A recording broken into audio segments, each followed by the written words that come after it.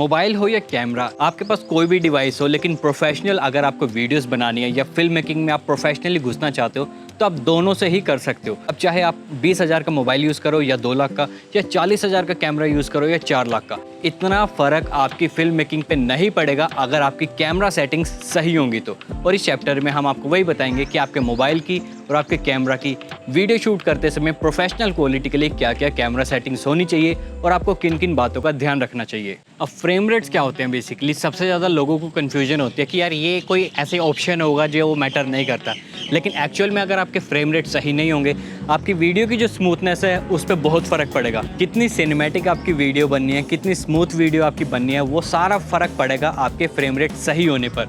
तो आपके मोबाइल में भी अगर आपने ऑप्शन देखे होंगे, वो ऊपर की तरफ एक ऑप्शन आता है कि 30 FPS, 50 FPS, 60 FPS या स्लोमो हो तो 120 FPS, किसी में तो 960 FPS का भी ऑप्शन आता है, सैमसंग लवर्स।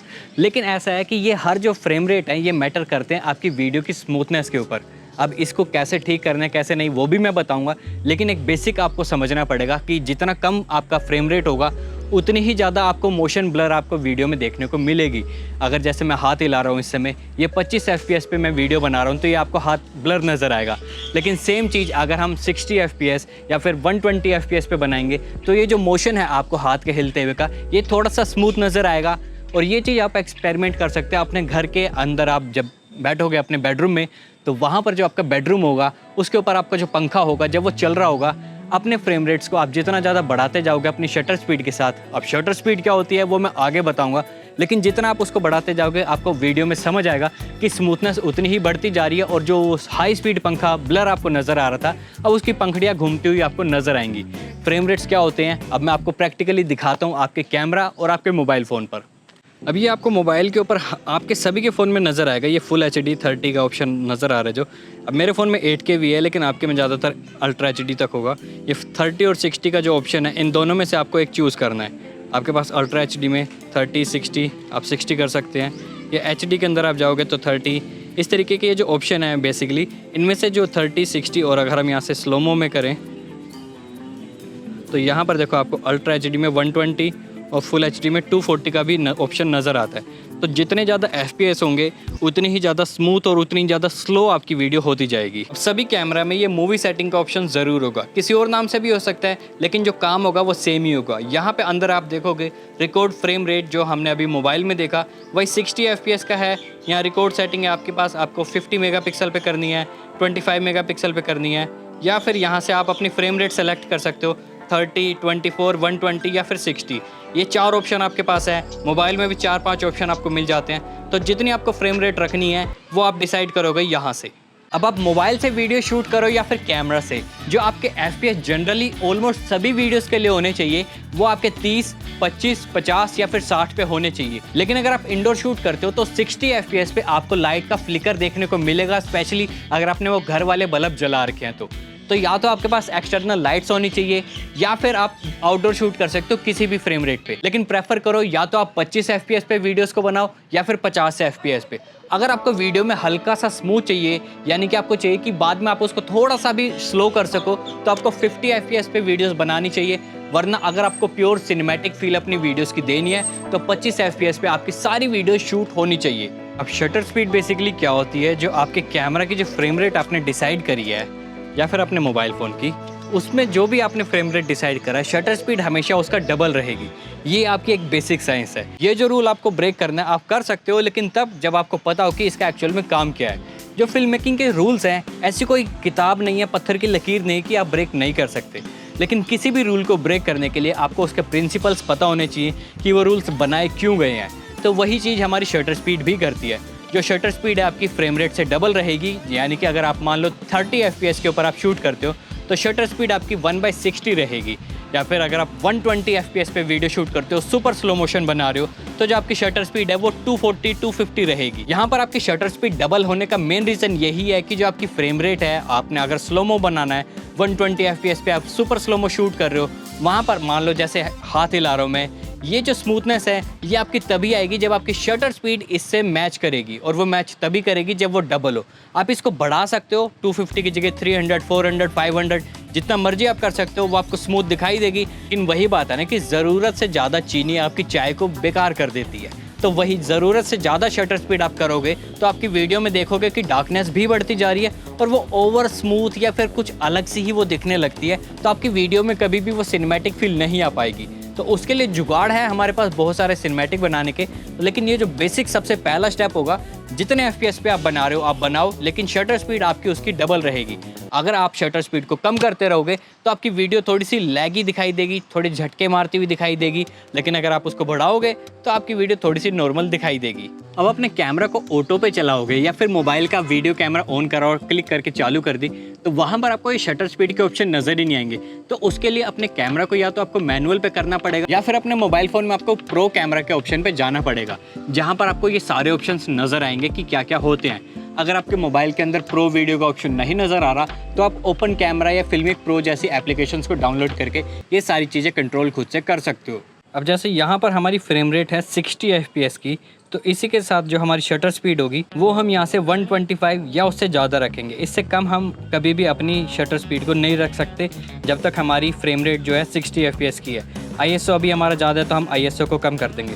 अब ये क्या चीज़ है ISO, कौन सी नई बला है, ये मैं आपको आगे बताऊंगा। लेकिन शटर स्पीड का यहाँ पे आपको ध्यान रखना है कि जितने FPS पे आप करोगे, यहाँ पे अगर हम FPS को 30 कर देते हैं या 120 कर देते हैं तो हम स्लोमो में वीडियो बना रहे हैं, लेकिन हमारी जो शटर स्पीड है वो हमारी 200 या उससे ज़्यादा होनी चाहिए, 250, 320 या फिर आप 400 भी कर सकते हो। लेकिन जो एग्जैक्ट प्रैक्टिकल इन्फॉर्मेशन आपकी रहेगी 120 FPS पे है तो उसका डबल 240, कैमरा में 250 होता है तो आप 250 पे इसको रखेंगे। अभी ये जो आप शटर स्पीड देख रहे हैं ये 25 FPS के हिसाब से हमने इसको 1/50 रखा हुआ है, जो एग्जैक्ट प्रैक्टिकली हमारी राइट इन्फॉर्मेशन है।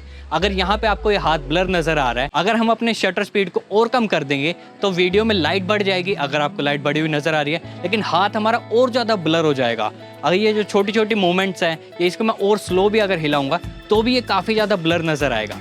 लेकिन अगर हम शटर स्पीड को बढ़ा देते हैं, चाहे हम इसको 1/100 या 1/200 जितना भी करेंगे, आप वीडियो में देखोगे कि उतनी ज़्यादा थोड़ी सी लाइट कम हो गई है, वीडियो थोड़ी सी डार्क हो गई है, लेकिन हमारे हाथ की जो मूवमेंट है वो काफ़ी ज़्यादा हमें अब नज़र आ रही है।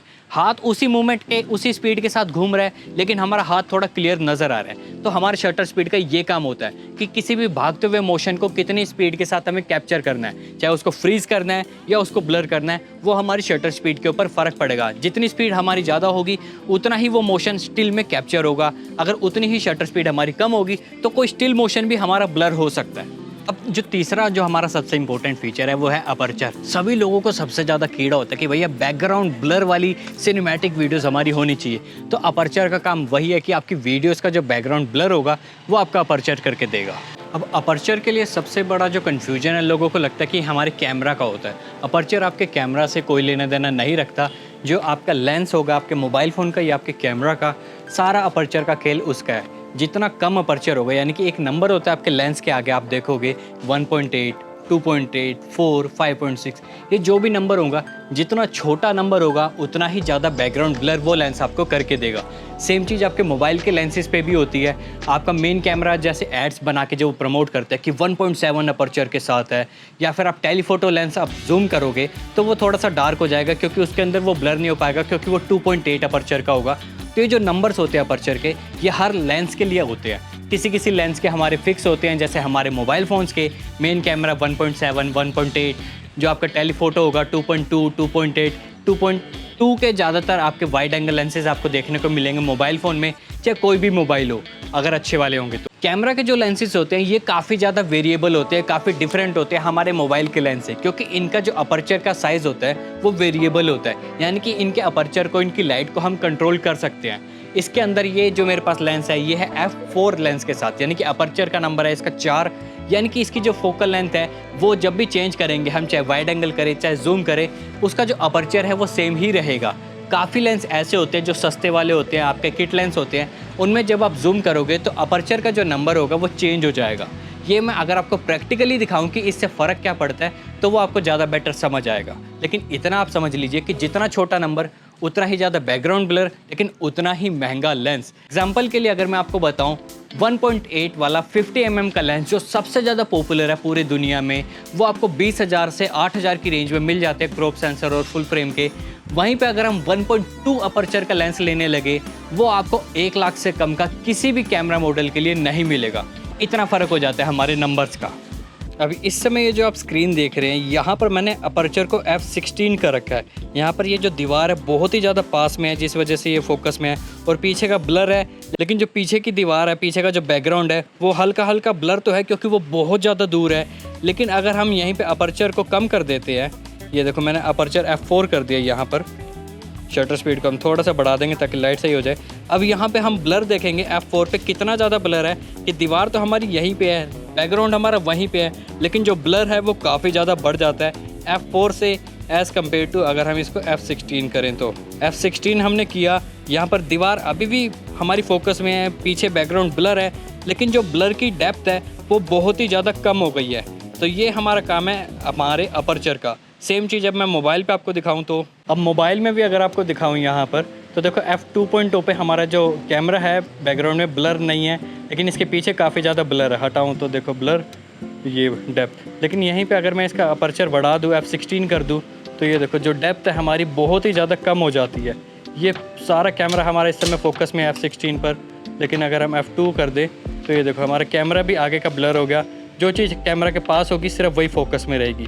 तो ये काम है आपके अपर्चर का। अब जो तीसरी और जो फाइनल सबसे इंपॉर्टेंट चीज़ है, मतलब और भी चीज़ें होती है, लेकिन अगर आपको बार बार लग रहा हो कि यार हर चीज़ इंपॉर्टेंट बता रहे हैं, तो ये 3 चीज़ें तो सबसे इंपॉर्टेंट है। जैसा मैंने बताया, हमारी शटर स्पीड, दूसरा हमारा अपर्चर, और तीसरा जो है हमारा फाइनली ISO। ISO बेसिकली क्या करता है कि आपके कैमरा की लाइट को वो बैलेंस करेगा। इसको एग्जांपल के लिए आप ऐसे समझो कि आपके कैमरा के अंदर एक बल्ब लगा हुआ है जिसकी रोशनी को आप कंट्रोल कर सकते हो कितनी ज़्यादा या कितनी कम हमें चाहिए। अगर ISO हमारे कैमरा के अंदर, मोबाइल के अंदर भी सेम तरीके से काम करता है। आपका जो ISO होगा वो बेसिकली एक नंबर से रिप्रेजेंट किया जाता है, 100, 200, 400, 800, 1600, 3200, इस तरीके से। जितना ज़्यादा ये नंबर होता जाएगा उतनी ही ज़्यादा लाइट आपके कैमरा में बढ़ती जाएगी। लेकिन यहाँ पर ये थोड़ी सी डिसएडवांटेज हो जाती है कि जितना ज़्यादा नंबर या उतनी ज़्यादा लाइट, यानी कि उतने ही ज़्यादा ग्रेन्स, यानी कि उतनी ही क्वालिटी आपकी वीडियो की थोड़ी सी कम होती जाएगी। जितनी ज़्यादा ISO आप बढ़ाओगे, आपकी वीडियो में रोशनी अच्छी दिखेगी। एग्जाम्पल इसका अगर मैं आपको दूँ, आप मान लो एक छोटे से कमरे में बैठे हो जहाँ पर एक बल्ब लगा हुआ है। उस बल्ब की रोशनी, यानी कि आपका ISO आपने थोड़ा सा बढ़ाया, कमरे में रोशनी होगी, आपको अच्छा लगा। उसके बाद थोड़ा सा बल्ब की रोशनी को और बढ़ाया तो आपको और अच्छा लगा कि कमरा जगमग हो गया, काफ़ी अच्छे से सब कुछ दिखाई दे रहा है। लेकिन उसके बाद हमने कमरे के ISO को इतना बढ़ा दिया कि वो रोशनी बहुत ही ज़्यादा चुभने लगी है आँखों को, तो वहाँ पर आपका सिर दर्द हो जाएगा। सेम वही चीज़ हमारा ISO हमारे कैमरा के लिए करता है कि जितना ज़्यादा अगर हम उसको बढ़ा देंगे तो वो हमारी वीडियो में क्वालिटी को कम करने लगेगा। वीडियो में क्वालिटी जो दाने दाने से नज़र आएंगे तो वो बेकार लगने लगेगी, और वहाँ पे फिर वो ISO का काम सारा ख़राब हो जाता है। तो ISO हर कैमरा का एक बेस नंबर होता है, 100, 200, 400, 800, 1600, जितना भी होगा, एक ऐसा नंबर होगा आपके कैमरा का, आपके मोबाइल का, जहाँ पर आपको रोशनी भी अच्छी देगा और वहीं पर वो क्वालिटी भी अच्छी देगा। तो वो आपको देखना है कि कितना होगा। ज़्यादातर 100, 200, 400 या 800 से ऊपर वो नहीं होगा। तो कोशिश करो अपने ISO को 800 से ऊपर ना ले जाने की, स्पेशली अगर आप मोबाइल से शूट कर रहे हो या फिर किसी छोटे कैमरा से शूट कर रहे हो। तो अभी जो इस समय आप वीडियो देख रहे हैं, जैसे मैंने स्टार्टिंग में बताया, जो हमारी शटर स्पीड होगी फ्रेम रेट से डबल रहेगी, 1/50 हो गई। अपर्चर हमने सबसे कम रखा है ताकि हमारा बैकग्राउंड ब्लर हो सके। लेकिन हमारी वीडियो अभी भी डार्क आ रही है क्योंकि हमारा ISO सबसे कम है 100 पे। हालांकि मैं धूप में हूँ, छाव में खड़ा हूँ, भी कम ISO की वजह से हमारी वीडियो डार्क आ रही है। अगर यहीं पे मैं ISO को बढ़ाता हूँ, 100 की जगह अब मैं 200 कर देता हूँ, जैसे 200 से मैं 400 कर देता हूँ, फिर 400 से अब मैं अगर 800 कर देता हूँ, तो यहाँ पे लाइट बढ़ती हुई नज़र आएगी। अब यही चीज़ को अगर मैं बढ़ाता जाऊँगा, अभी ठीक लग रही होगी वीडियो, लेकिन 800 से 1600, 3200, 6400, इससे ऊपर, फिर उससे ऊपर, मेरा मैथ थोड़ा कमज़ोर पड़ गया, लेकिन ISO बढ़ता जाएगा। जितना अच्छा, जितना महंगा आपका कैमरा होगा, उतना ज़्यादा ISO आप ले जा पाओगे। इस समय वीडियो काफ़ी ज़्यादा वाइट हो चुकी होगी, और यहाँ पर जो है आपकी वीडियो धूप में होते हुए भी ऐसी लग रही है कि यार बिल्कुल ही बेकार लग रही है। तो ISO आपको कंट्रोल में करना सीखना पड़ेगा कि किस क्वालिटी का, यानी कि किस नंबर का ISO आपका एकदम परफेक्ट है आपके शॉट के लिए। अब हमने अभी तक जो सीखा वो था हमारी वीडियो को प्रॉपर एक्सपोज करना, यानी कि एक्सपोजर ट्रायंगल। हमारा ISO, हमारा अपर्चर और हमारी शटर स्पीड, तीनों मिला के हमारी वीडियो को परफेक्ट एक्सपोज करते हैं, जिससे हमारी वीडियो में चार चांद दिखाई देते हैं। लेकिन अगर मान लो आप घर में वीडियो शूट कर रहे हो और घर में लगा रखा है वो 10 रुपये का सूर्य बल्ब जो पीली रोशनी आपके कमरे में दे रहा है, तो सारी वीडियो की माँ बहन हो जाएगी। तो वहाँ पर उस चीज़ को सही से रखने के लिए हमारा वाइट बैलेंस यूज़ होता है। आपके कैमरा में भी और आपके मोबाइल फ़ोन में भी एक वाइट बैलेंस नाम से एक ऑप्शन होता है जो आपकी वीडियो के कलर को सही करता है। उसमें बेसिकली क्या होता है, के नाम से इसको रिप्रेजेंट किया जाता है, केल्विन के नाम से। इसके नंबर्स होते हैं 2000, 2100, 2200, 2300 ऐसे लेके 8000, 9000 तक ये जाते हैं शायद। एग्जैक्ट नंबर्स मुझे नहीं पता, लेकिन नंबर्स की रेंज जो है वो यही है। अब जो कम की तरफ जाएंगे तो आपके जो वीडियो का टेम्परेचर होगा वो ब्लू होता हुआ नज़र आएगा। अगर नंबर को बढ़ाते जाएंगे तो वो हमारा येलो की तरफ होता जाएगा। तो इसके बीच में ही हमारा एक परफेक्ट कलर होगा जो आपकी वीडियो से मैच करेगा, बेसिकली नेचुरल टोन दिखाने के लिए। अगर आपके कमरे में येलो रोशनी ज़्यादा हो रही है, मान लो कि पीले बल्ब ज़्यादा चल रहे हैं या हैलोजन लाइट्स जला रखी हैं, तो आप अपने वाइट बैलेंस को कम की तरफ करके एकदम नेचुरल टोन अपनी वीडियो में दिखा सकते हो। वो येलो नहीं दिखाई देगी वीडियो में, वो फिर आपको एक नॉर्मल टोन के साथ दिखाई देगी। वहीं पे अगर आपके कमरे में या फिर इंडोर आपकी ब्लू लाइट्स बहुत ज़्यादा हो रखी हैं, तो आप अपने केल्विन को अपोजिट साइड ले जाके उसको येलो टोन के साथ मिक्स करके नेचुरल टोन बना सकते हो। ये मैं आपको प्रैक्टिकली दिखाता हूँ कि केल्विन को जब हम ज़्यादा करते हैं तो कैसा दिखाई देता है और कम करते हैं तो कैसा दिखाई देता है। अब प्रैक्टिकल डेमो के साथ आपको बताऊं तो जैसे इस समय मैं बैठा हूं, धूप अच्छी है, मौसम खिला हुआ है, आसमान ना ब्लू है ना येलो है, कुछ है, बादल हमें नज़र आ रहे हैं, सारा कुछ एक डे लाइट टेम्परेचर के साथ। केल्विन हमारा करीब 4000 के आसपास है। अगर यहीं पर मैं केल्विन को चेंज करूं और केल्विन को 7000 अगर मैं कर दूं तो यहाँ पर पूरी वीडियो आपको येलो नज़र आ रही होगी। टेम्परेचर हालांकि अभी भी वही सेम है, बादल है, आसमान है, सब कुछ खुला है, लेकिन टेम्परेचर आपको यहाँ पर ऐसा लग रहा होगा कि कितनी धूप है, सहारा डिजर्ट्स में बैठे हुए हैं कि इतना येलो येलो नज़र आ रहा है। ये आप अपनी वीडियो में फील देने के लिए भी कर सकते हो कि अगर आपको दिखाना है बहुत ही ज़्यादा गर्मी है, या फिर अगर हम केल्विन को कम करें, केल्विन अगर मैं यहाँ पे ब्लू करना चाहूँ तो यहाँ पर 2500 के आसपास केल्विन हमने कर दिया और पूरी वीडियो ऐसी लग रही होगी कि यार बहुत ठंड है, ब्लू हो चुकी होगी पूरी स्क्रीन यहाँ पर। हालांकि देखो ये जो चीज़ें हैं ये आप अपनी वीडियो में वाइब देने के लिए कर सकते हो। अगर आपको नाइट शॉट दिखाने हैं, ये मैंने बहुत बार अपनी वीडियोज़ में बताया कि अगर आपको नाइट शॉट दिखाने हैं तो आपको कलर ग्रेडिंग थोड़ी सी ब्लू टिंट की तरफ करनी पड़ेगी ताकि वो लगे कि हाँ रात का सीन है। वहीं पे आपको दिन के शॉट्स दिखाने हैं तो आपको थोड़ा येलो की तरफ जाना पड़ेगा कि हाँ रोशनी है, धूप है, गर्मी बहुत ज़्यादा है। ये दो चीज़ें हैं आप इनबिल्ट कैमरा में भी कर सकते हो, या फिर आप इसको आप एडिटिंग के अंदर भी चेंज कर सकते हो, जो हम आगे चल के सिखाएंगे आपको। लेकिन अगर आपको इनबिल्ट कैमरा में करनी हो तो वो भी यहाँ पे केल्विन के साथ आप कर सकते हो। अभी मोबाइल के अंदर यहाँ पे WD यानी कि वाइट बैलेंस के नाम से आपको नज़र आ रहा है ऑप्शन, इसके ऊपर जब जाएंगे हम यहाँ पे तो यहाँ देखो इसको हम अगर कम करते हैं 2300 तक जा रहा है और पूरी वीडियो ब्लू हो चुकी है। वहीं पे इसको हम बढ़ाते हैं, ये देखो 10,000 तक चला गया है ये, और पूरी वीडियो हमारी येलो हो चुकी है। तो ये आपके मोबाइल के अंदर भी ऑप्शन होगा और आपको टेम्परेचर कितना दिखाना है अपनी वीडियो का वो आप यहाँ से डिसाइड कर सकते हैं। अब कैमरा में भी आप देखोगे कि 9900 यहाँ पे केल्विन है, बिल्कुल येलो वीडियो हमारी हो रखी है। यहाँ पे इसको अगर हम कम करते हैं 2500 पे, ये देखो यहाँ पे हमारी वीडियो बिल्कुल ब्लू हो गई। धीरे धीरे हम इसको नेचुरल टेम्परेचर पे ला सकते हैं, बढ़ा सकते हैं इसको हम अपने पसंद के हिसाब से। 2500 से लेकर 9900 तक ये हमारी वीडियो जाती है। हर कैमरा की, हर मोबाइल की ये जो लिमिट है अलग होगी, लेकिन बेसिक लिमिट हमारी यही होगी कि ब्लू भी आपको पूरा दिखाई देगा और येलो भी आपको पूरा दिखाई देगा। अब सबसे इम्पोर्टेंट, मतलब फिर से वही इम्पोर्टेंट वाली चीज़ आ गई, लेकिन हाँ वीडियो हमारी पूरी रेडी हो चुकी है, लेकिन जो सबसे इम्पोर्टेंट आपकी चीज़ जो आपकी वीडियो को एक्चुअल में बहुत अच्छा बनाएगी वो है आपकी ऑडियो। ऑडियो आपकी इतनी ही इम्पोर्टेंट है जितनी आपकी वीडियो, इनफैक्ट उससे ज़्यादा इम्पोर्टेंट है। आपकी वीडियो थोड़ी शेक वाली होगी चल जाएगा, थोड़ी सी ब्लर होगी चल जाएगा, डार्क होगी चल जाएगा, वाइट होगी चल जाएगा, लेकिन अगर आपकी आवाज़ अच्छी नहीं होगी, यानी कि आपकी आवाज़ में नॉइस बहुत ज़्यादा होगा, तो वो नहीं चलेगा। तो सबसे पहले अगर आपको इन्वेस्टमेंट करनी भी है तो आप करना अपनी ऑडियो के लिए कोई भी एक माइक ले लेना, चाहे वो 1000 रुपये का हो, चाहे वो 10,000 का, चाहे 1 लाख का, वो आपके ऊपर है। लेकिन ऑडियो सबसे ज़्यादा इम्पोर्टेंट है। आपके कैमरा में भी माइक होता है, आपके मोबाइल में भी माइक होता है, लेकिन वो माइक आपका एक हद तक काम करेंगे।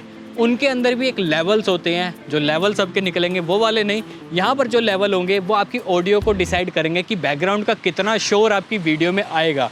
जितना ऑडियो का लेवल कम होगा उतना ही शोर कम आएगा। अब जैसे मैंने ये सामने माइक लगा रखा है अपनी चेस्ट के ऊपर, ये टाइम अब इस माइक का जो रिसीवर है हमारे कैमरा के ऊपर लगा हुआ है, इसके अंदर और आपके मोबाइल के अंदर भी डेसिबल्स होते हैं जो आपकी ऑडियो के लेवल को रिप्रेजेंट करते हैं। डेसिबल बेसिकली 0 से लेके 12 या फिर -12 तक जाते हैं, 16 भी जाते होंगे, 20 भी जाते हैं, 32 भी जाते हैं, लेकिन एक बेसिक आइडिया है 0 से लेके 12 या फिर -12।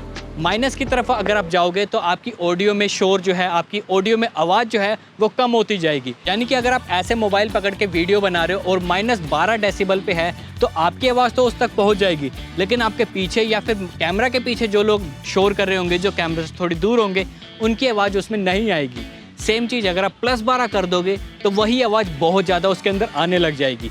मैं आपको दिखाता हूँ कि डेसिबल्स किस तरीके से कैमरा और मोबाइल के अंदर दिखाए जाते हैं। अभी मैंने जो माइक ले रखा है इसमें -15 पे मैंने ऑडियो को कर रखा है। इस साइड पे हाईवे भी आप देख सकते हैं, गाड़ियाँ जा रही है, बहुत ज़्यादा शोर है। हो सकता है गाड़ियों का शोर यहाँ पे आपको सुनाई दे रहा हो, लेकिन अगर यहाँ पर मेरी आवाज़ क्लियर नहीं आती तो ऑडियो को हम और कम कर सकते हैं ताकि शोर और कम हो जाए और मेरी आवाज़ थोड़ी सी ठीक आ जाए, क्योंकि मेरी आवाज़ माइक के ज़्यादा पास है। अगर मैं माइक को दूर कर दूँ इस तरीके से तो आपको जो आवाज़ का फ़र्क होगा वो और ज़्यादा नज़र आ रहा होगा। अगर मैं हाईवे की तरफ अपना माइक कर दूँ तो हाईवे की आवाज़ ज़्यादा आएगी और मेरी आवाज़ कम आएगी, क्योंकि जिस डायरेक्शन में, और अगर मैं इस तरीके से बिल्कुल मुंह के पास कर दूंगा माइक तो बहुत ही ज़्यादा मेरी आवाज़ सुनाई दे रही होगी, बहुत ओवर हो जाएगी।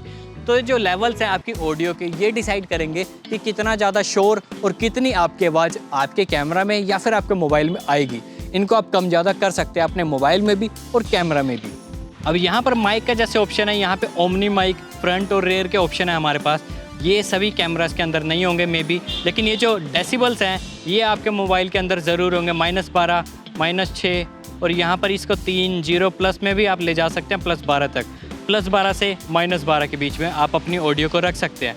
अभी -12 है तो यहाँ पे लेफ़्ट राइट में आप देखेंगे कि जो ग्राफ है हमारा इस तरीके से चल रहा है, लेकिन अगर मैं इसको +12 कर दूंगा तो ग्राफ हमारा काफ़ी ऊपर की तरफ हो जाता है। तो यानी कि हमारी ऑडियो इसमें बहुत ज़्यादा आ रही है इस समय। इस चैप्टर की जो लास्ट चीज़ हमारी बचती है वो है हमारे वीडियो के रेशो बेसिकली क्या होता है कि आपकी वीडियो के प्रोपोर्शन हैं, डायगनल्स हैं कि क्या होते हैं। अगर आपको रील्स बनानी है तो 9:16 की आपकी रेशो होती है जो इस तरीके से होती हैं। अगर आपको यूट्यूब वीडियोस बनानी है, लॉन्ग वीडियोस, तो आपके 16:9 के रेशो में होती हैं, जो आप नॉर्मली देखते हैं। ये वीडियो भी 16:9 के रेशो में है। लेकिन अगर आप थोड़ा सा सिनेमैटिक इसको ले जाते हैं या फिर आजकल जितने भी फ़ोन्स आ रहे हैं थोड़ी सी आप वो देखते हैं कि वो वाइड एंगल सी लगती हैं, तो वो बेसिकली 21/9 के रेशो में होती है। वो आपके मोबाइल के अंदर भी ऑप्शन आपको दिखाई देगा और कुछ कैमरास के अंदर भी आपको दिखाई देगा। 1/1 करेंगे तो वो स्क्वायर हो जाएगा, फुल करेंगे तो जो आपके मोबाइल की स्क्रीन होगी उसकी स्क्रीन के रेशो पे वो होगी।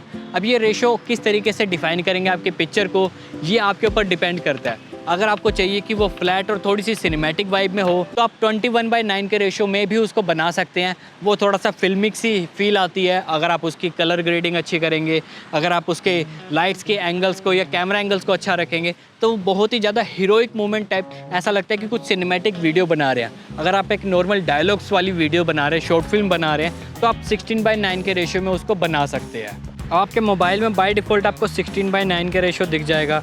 यहाँ से आप 1/1 या फुल भी कर सकते हैं। फुल कर दिया इसको, जैसे 9/21 का हो गया। आप यहाँ से 1/1 अगर इसको करेंगे तो जैसे आप देखेंगे ये स्क्वायर का हो जाएगा। तो डिपेंड करता है आपकी चॉइस के ऊपर, आपको कैसी वीडियो चाहिए। तो अगर आप अपने मोबाइल की और कैमरा की इन सेटिंग्स को ध्यान में रखोगे तो आपकी वीडियो में कभी भी ऐसी वो जिटर या अनप्रोफेशनल लुक नहीं लगेगी। बस इन सेटिंग्स का ध्यान रखना है और आगे बहुत सारी चीज़ें जो सीखनी है वो आपको अगले चैप्टर में समझ आएंगी। तो अगला चैप्टर बिल्कुल भी मिस मत करना।